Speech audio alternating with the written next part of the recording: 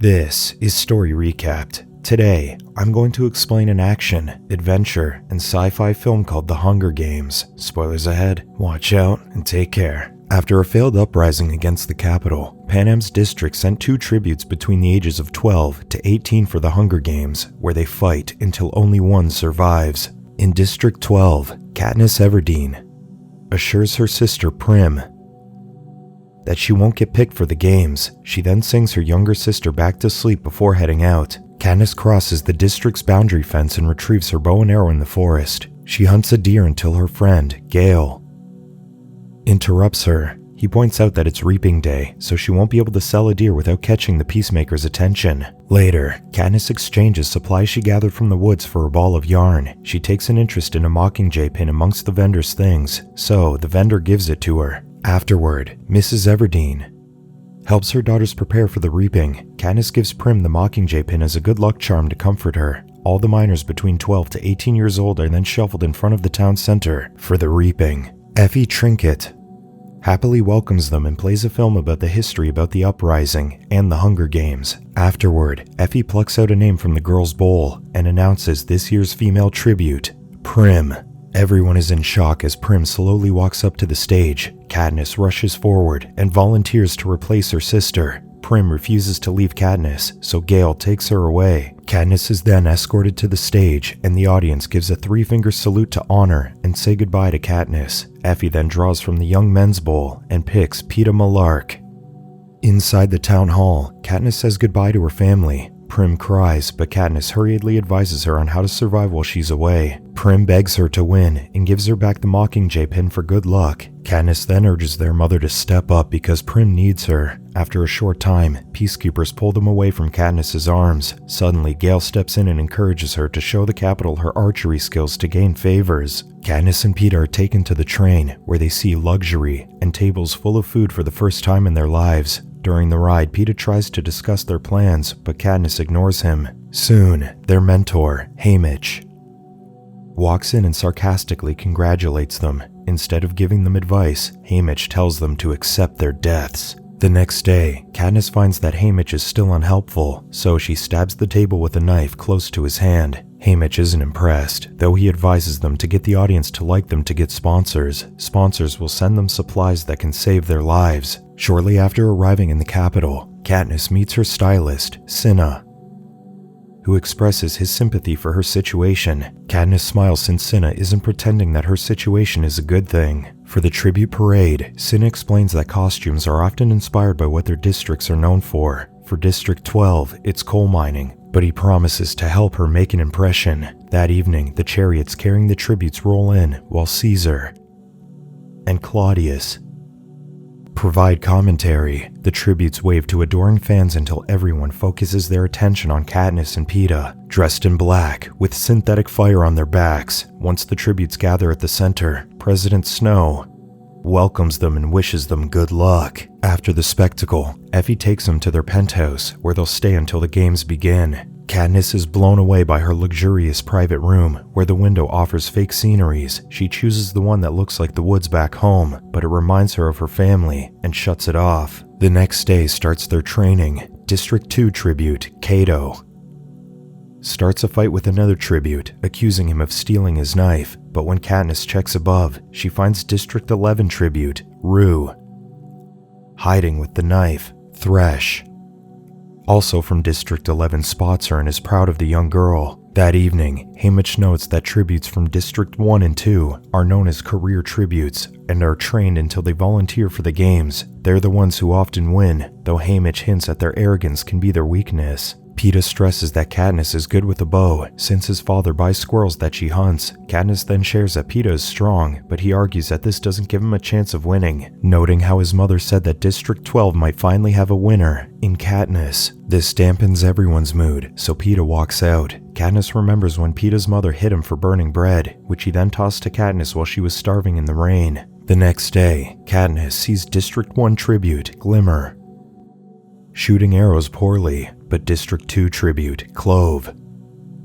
shows excellent knife-throwing skills. Peeta struggles in his training, so the career tributes laugh at him. Katniss tells Peeta to throw some weights despite Haymitch's advice about not showing their skills. Peeta easily throws a heavy metal ball across the room to prove to the careers that he's not weak. Later, Peeta practices camouflage using paint, explaining to Katniss that he decorated cakes in the bakery. For her evaluation, Katniss shoots an arrow, but she gets nervous and misses the target. The game makers lose interest in her, so they don't see when Katniss tries again and hits a bullseye. Katniss gets pissed when the game makers focus on a roasted pig instead of her, so she shoots at the apple in the pig's mouth. Effie scolds Katniss for shooting at the game makers, but Haymitch simply laughs about it. Lastly, Caesar announces the game makers' evaluation. The careers gain high scores, but to everyone's surprise, Katniss gets the highest score. At the president's house, Snow berates head game maker Seneca Crane for giving Katniss a high score after she practically threatened them. Snow stresses that it would be faster to execute the tributes to make an example, but they allow a winner to give the districts controlled hope. He orders Seneca to control the hope that the games will spark. The following day, Caesar interviews the tributes. Despite Katniss's awkwardness, both Caesar and the audience love her. Katniss then twirls on stage, causing flames to erupt from the hem of her dress, astonishing everyone. Peeta is interviewed last, and he presents himself as friendly and funny. Caesar asks him if there's a special girl at home, and he hesitantly admits that he has a crush on someone. Caesar encourages him to win the game so that he can win her heart. Peeta stresses that he can't be with the girl that he likes after the games, because she's there with him, implying that he likes Katniss. After the interview, Katniss confronts Peeta and accuses him of making her look weak. Haymitch corrects her that Peeta made her look desirable. He stresses that he can earn them sponsors by selling them as star-crossed lovers. That evening, Katniss struggles to sleep and finds Peeta looking out the window. She joins him and apologizes for accusing him earlier. Peeta notes that he doesn't just want to be a piece in a game, and hopes that even if he dies, he'll die as himself. The next day, Cinna helps Katniss dress up for the games. He shows her that he secretly included the Mockingjay pin on her jacket. They then hold each other until it's time for Katniss to be lifted into the arena. Katniss finds herself in a clearing. The tributes stand on their platforms in the cornucopia full of supplies laid out before them. Finally, the countdown hits 0 and the tributes run. Peeta runs straight to the woods, while most grab supplies. The careers kill many while Katniss takes a bag. Clove throws a knife at her, but she blocks it with the bag. Katniss then heads for the woods, stumbling onto the District 5 tribute she nicknamed Foxface. They stare at each other until Foxface runs off. Katniss runs as far as she can into the woods. After the bloodbath, cannons are launched to mark all of the fallen tributes. Katniss counts the cannons and notes that 12 tributes have already died. Katniss uses her hunting skills to track down a water source, build traps, and catch prey for food. She climbs a tree and straps herself on a branch to stay for the night. Soon, a screen in the sky shows all the tributes who died, assuring Katniss that Peeta is still alive. Later, Katniss sees that someone has built a campfire nearby. The tribute who built the fire is found by the careers, who then attack her. Katniss watches the careers laugh at the tribute that they just killed, but to her surprise, Peeta is among them.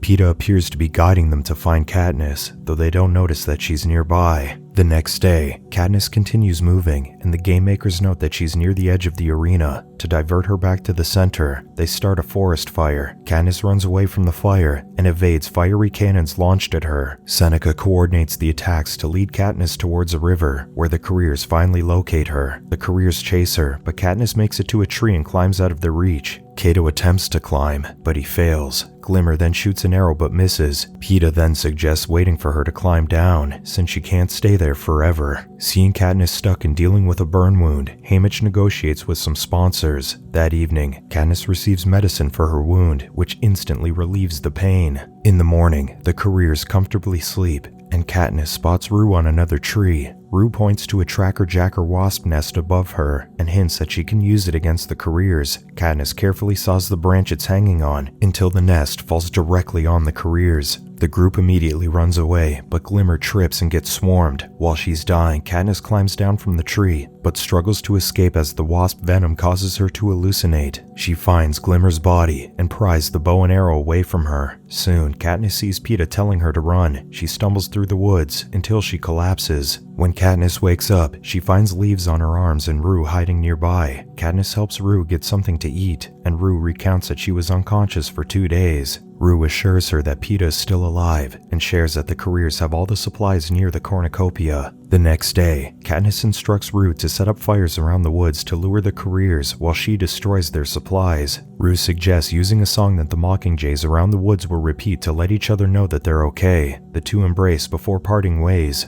Katniss reaches the edge of the clearing and sees the supplies stacked up. She also notices that the land around the platforms has been dug up. Suddenly, District 1 tribute, Marvel, notices the smoke in the woods and urges his allies to investigate. They leave a boy from District 3 to guard the area. Katniss then watches as Foxface skips her way across the clearing to steal food. This helps Katniss figure out that the careers have dug up the mines used around the platforms and planted them around the supplies. Katniss shoots a bag of apples at the top, causing the fruits to fall and trigger the mines that blow up the supplies. The careers return, and Cato snaps the District 3 boy's neck for failing to guard their supplies. Katniss runs back to the forest and whistles to the Mockingjays, but doesn't hear Rue's song repeated to her. Katniss hears Rue scream, so she tracks her down and finds her caught in a trap. Katniss frees Rue, but Marvel appears and throws a spear. Katniss kills him with an arrow, but sees Rue hit in the stomach. Katniss cries as she holds Rue in her arms. Rue urges her to win the games and asks Katniss to sing. Katniss sings the same song that she sings for Prim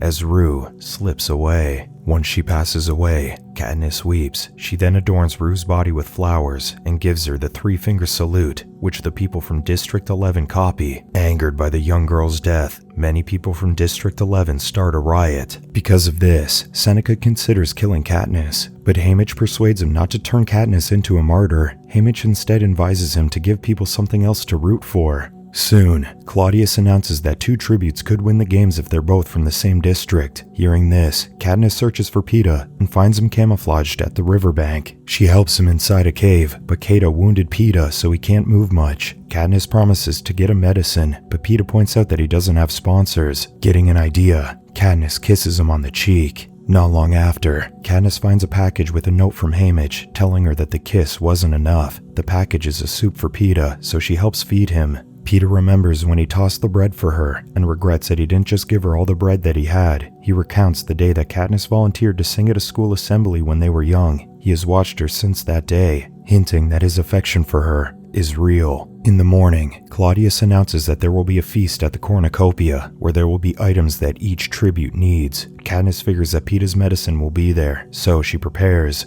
Peeta begs her to stay, so she kisses him and lays down with him. However, when he's asleep, Katniss leaves. Katniss hides in the woods near the cornucopia and finds 4 bags on a table. Before she can move, Foxface quickly grabs her bag and runs to the woods. Katniss hurries next, but as soon as she grabs the bag, Clove throws a knife at her. Katniss shoots an arrow at her, but she gets tackled. Clove drives a knife towards Katniss when she struggles to deflect. Soon, Clove pins Katniss's arms to the ground and taunts her about Peeta and Rue. Suddenly, Thresh grabs Clove and pins her against the cornucopia. He accuses her of killing Rue and slams Clove against the cornucopia until he breaks her neck. He then turns to Katniss and tells her he'll spare her life once for Rue. Katniss then grabs her bag and escapes. She reaches the cave and wakes up Peeta. She immediately applies the medicine to his wound. Then he offers to apply it on the cut that Clove made on her forehead. The tender moment between them catches everyone's attention. The next day, Katniss and Peeta split up to gather food. Suddenly, Katniss hears a cannon, so she hurries to search for Peeta and finds his jacket filled with nightlock berries. Peeta shows up, and Katniss scolds him for picking the poisonous berries. Later, they find Foxface dead with the nightlock berries in her hand. They deduce that Foxface followed Peeta and stole the berries. Katniss collects the berries, hoping to use them against Cato. Not long, the day grows dark, and Katniss thinks that this means that the game makers are hurrying to end the game. The two hear something moving in the darkness, and soon, someone screams. A cannon is triggered, and they see that Thresh has been killed. The two move forward carefully until a beast jumps on Peeta. Katniss shoots it with an arrow, allowing them both to escape. More beasts emerge and chase them down until they reach the clearing. Peeta and Katniss climb over the cornucopia, but Cato is there, waiting for them. Peeta tackles Cato, but he throws him down before swinging his sword at Katniss. Cato holds Katniss down, nearly within the beast's reach until Peeta pulls him off. Katniss aims her bow at Cato, but he has Peeta by the neck. Cato urges her to shoot, so that both he and Peeta fall off. Peeta then points to Cato's hand, so Katniss shoots at it. Peeta pushes Cato off, allowing the beast to feast on him. However, they don't kill him right away. So, Katniss shoots an arrow at his head for mercy, and when he's dead, the beasts leave. The two climb down, hopeful of returning home. However, Claudius announces that the previous change that'll allow 2 tributes to win has been revoked, so one of them has to die. Peeta tells her to shoot him so that the games will have their victor. Katniss refuses and pulls out the nightlock berries from her pocket. She gives half to Peeta so they can die together. But before they eat the berries, Claudius stops them and declares them as victors. After the games, Haymitch warns Katniss that the Capitol isn't happy that she won over them. Meanwhile, Seneca is escorted into a room, only to find a bowl of nightlock berries prepared for him. Knowing how the Capitol can retaliate against her, Haymitch instructs her to pretend to be so hopelessly in love with Peeta that she would rather die than be separated from him. With this in mind, Katniss acts in love while in public. On their train back home, Katniss tells Peeta that she wants to forget what happened to them. The two are welcomed and celebrated back in their district. Unbeknownst to them, Snow keeps a close watch on their every move. Subscribe to watch more videos like this. Turn on notifications. And leave a like, it really helps the channel out. Thank you for watching.